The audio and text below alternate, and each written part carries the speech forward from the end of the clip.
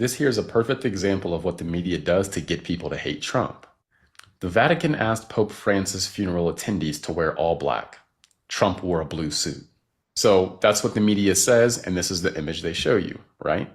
Now here's a picture with more context, and you can see how many other people were dressed. I'm zooming in a little bit more so you can see it. There's a lot more blue than what the media was trying to lead people to believe. Again, this is the image they showed us, and this was the reality. And this is a perfect example of why the trust in the traditional media is at an all-time low. Like, they had to zoom in and get the perfect situation to push their narrative. And again, it's not about being intellectually honest or even fair. It's about pushing a narrative. And this is a perfect example of that. And it's beautiful to see the American people picking up on that and not trusting these traditional media outlets. Clearly, he was not the only person wearing blue there, but the media wants you to believe something else. Yeah, and this is really spot on, kind of like we've seen with the drug companies. We, like you mentioned, we actually analyzed in depth some of their advertisements in previous episodes of the podcast, and definitely worth taking a look at those.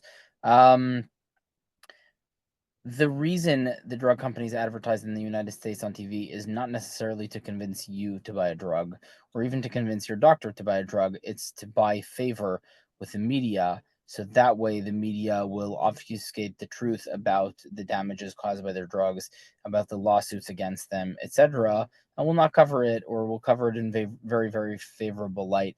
I mean, if the page right next to the article about the damages to the drug of Pfizer is an advertisement for Pfizer, the marketing director at Pfizer just calls up the newspaper and says, "Hey, do you want to continue earning our funds or not? Because we don't like it that you put an article against our company right next to the ad that we just put, alongside that." So that is the main reason. And here is just another example of how the media tend to lie and to obfuscate.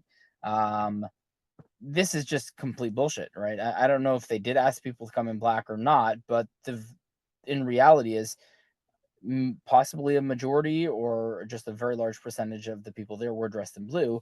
But if the narrative or the propaganda is to make Trump look bad, then you'll say anything to accomplish that. And that's really what we saw here.